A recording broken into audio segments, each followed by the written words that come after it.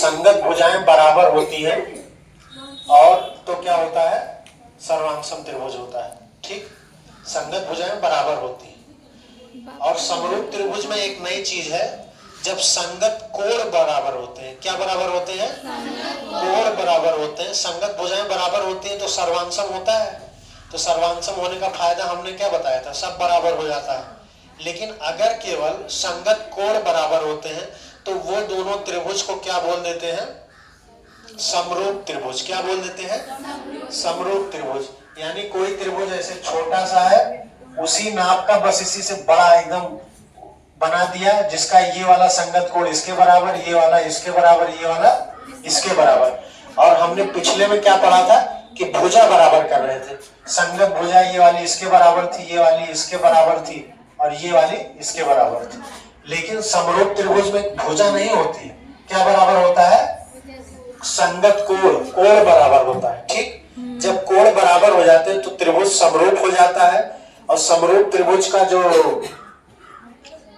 एक नियम है कि समरूप त्रिभुज जब हो जाते हैं तो संगत भुजाएं बराबर नहीं होती, संगत भुजाओं का अनुपात बराबर होता है। क्या बराबर होता है?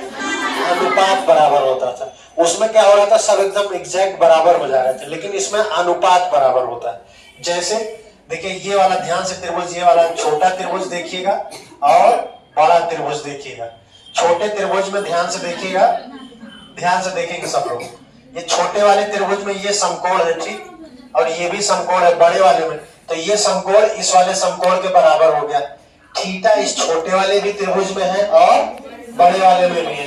तो दो कोण बराबर हो गए, तीसरा अपने आप बराबर हो जाता है। दो कोण बराबर हो गए, तीसरा अपने आप बराबर हो जाता है। ऐसे भी बराबर हो, ठीक है, तीसरा अपने आप बराबर हो जाता है। अब देखिए, जैसे ही कोण बराबर हो गए, कोण बराबर हो गए तो क्या हो गया, संगत कोण बराबर हो गए तो क्या हो गया, हाँ, संगत भुजाओं का अनुपात क्या होगा, बराबर होगा। तो ध्यान से देखो, ये छोटे त्रिभुज की भुजा बटे बड़े त्रिभुज की भुजा, AB बटे AD, छोटे त्रिभुज की भुजा बटे उसी के संगत बड़े त्रिभुज की भुजा। अब देखो, ये छोटे त्रिभुज की भुजा बटे बड़े त्रिभुज की भुजा, AC बटे CE। ठीक, इतना समझ में आ रहा है ना? अब ध्यान से देखो, एक चीज हम करेंगे, इस वाले AD को ऊपर ले जा रहे हैं और AC को नीचे ले आ रहे हैं। ये तो कर सकते हैं ना, इधर भाग में इधर जाएगा, गोले में ऊपर चला जाएगा, ये गोले में नीचे आएगा तो क्या हो जाएगा, भाग में हो जाएगा। तो AC को नीचे ले आए, AD को ऊपर ले आए। अब ध्यान से देखना क्या चीज हो रही, ये AB बटे AC बन गया है, AD बटे CE बन गया है। CE होगा कि AE होगा? AE होगा, ठीक, ये AE होगा। देखो, छोटे त्रिभुज की भुजा बटे बड़े त्रिभुज के, बड़े त्रिभुज क्या है, AE था, यहाँ AE रहेगा। ठीक, अब ध्यान से देखो, छोटे वाले त्रिभुज में AB बटे AC, ठीक, बराबर है बड़े वाले त्रिभुज में AD बटे AE, AD बटे AE। तो ध्यान से देखो, ऐसे कितने भी त्रिभुज बनाते चले जाएंगे, सभी का आधार और आधार बटे कर्ण का अनुपात जो है सभी का क्या होगा, बराबर होगा। सभी का क्या होगा, बराबर होगा। यानी छोटे का आधार बटे कर्ण, बड़े का आधार बटे कर्ण, उससे बड़े का आधार बटे कर्ण, उससे बड़े का आधार बटे कर्ण, सभी का मान क्या आ रहा है, बराबर आ रहा है। देखो, ये बराबर आ रहा है। तो जब कोई चीज इतनी खास चीज हो रही तो उसका हमने कुछ स्पेशल नाम रख देते हैं। क्या नाम रख देते हैं? स्पेशल नाम रख देते हैं। तो हमने कहा कि ये बार बार लिखने से अच्छा, लाओ इसको कोई नाम दे दे। तो उसी का नाम हमने क्या दे दिया, कर्ण नहीं, कॉस थीटा। तो कॉस थीटा क्या होता है, आधार बटे कर्ण। आधार बटे कर्ण जो बार बार आ रहा था, उसी का हमने स्पेशल नाम दे दिया। क्या नाम दे दिया, कॉस थीटा। ठीक है, ऐसे ही सभी का sine theta, tan theta, cot theta, sec theta, ये जो आएगा इसमें जैसे बराबर होता है, इसीलिए उसका हमने स्पेशल नाम रख दिया। जैसे आधार बटे कर्ण का नाम कॉस थीटा रख दिया। अभी इसी को जब फिर से करेंगे तो लंब बटे कर्ण, इसका मान आता है साइन थीटा। मतलब ये सभी का बराबर होगा, है ना, सभी का। इसको बोलते हैं परपेंडिकुलर, इसे क्या बोलते हैं, हाइपोटेनस। क्या बोलते हैं, हाइपोटेनस।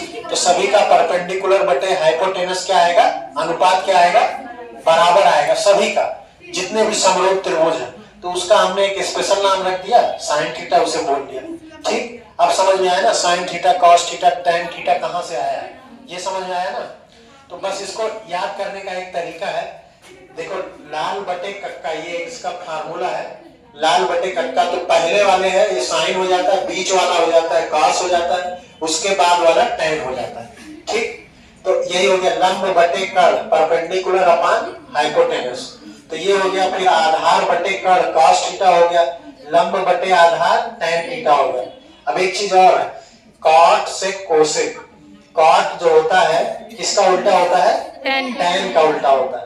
सेक किसका उल्टा होता है, कॉस का होता है। कोसेक किसका होता है, साइन का उल्टा होता है। तो हम लोग क्या लिख सकते हैं, क्या साइन थीटा बराबर 1 बटे कॉसेक थीटा, कॉस थीटा बराबर क्या लिख सकते हैं 1 बटे सेक थीटा, टैन थीटा क्या लिख सकते हैं 1 बटे कॉट थीटा। ये समझ में आ रहा है ना सभी को, क्योंकि ये क्या होते हैं एक दूसरे के उल्टे होते हैं, एक दूसरे के क्या होते हैं उल्टे होते हैं।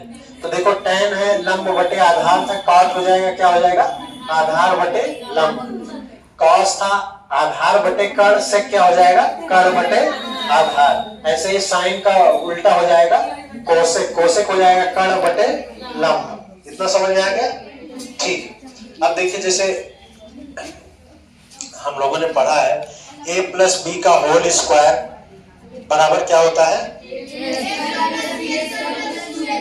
हाँ ये होता है। इसी तरह से a माइनस बी का होल स्क्वायर होता है। उसी तरह से त्रिकोणमिति में भी कुछ सर्व समीकरण होती है। ठीक, ये भी जैसे एक ये भी क्या है एक फार्मूला है, सूत्र है, ठीक, जो हमेशा सत्य है। वैसे त्रिकोणमिति में भी कुछ सूत्र होते हैं, कुछ फार्मूले होते हैं, वो हमेशा सत्य होते हैं। इसको भी हमें सिद्ध कर सकते हैं ऐसा क्यों होता है, लेकिन उतनी जरूरत नहीं अभी, केवल ये फार्मूला याद रखने की बहुत जरूरत है, हर जगह काम आएगा।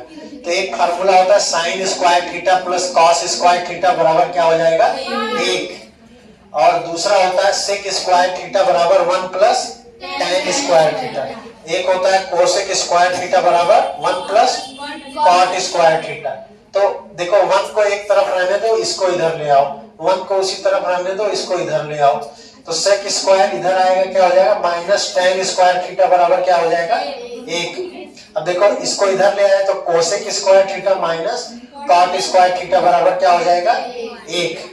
ठीक है, अब ध्यान से देखो, अगर आप लोगों को जब सवाल हल करना होगा कभी, ये a square minus B square का फार्मूला लग रहा है क्या, अगर सेक को a मान ले और टैन को b मान ले तो a square minus B square हो जाएगा क्या, तो ये हो जाएगा a minus B into a plus B.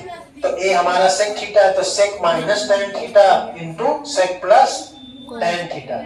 ठीक, a minus B into a plus B. समझ में आ रहा है ना।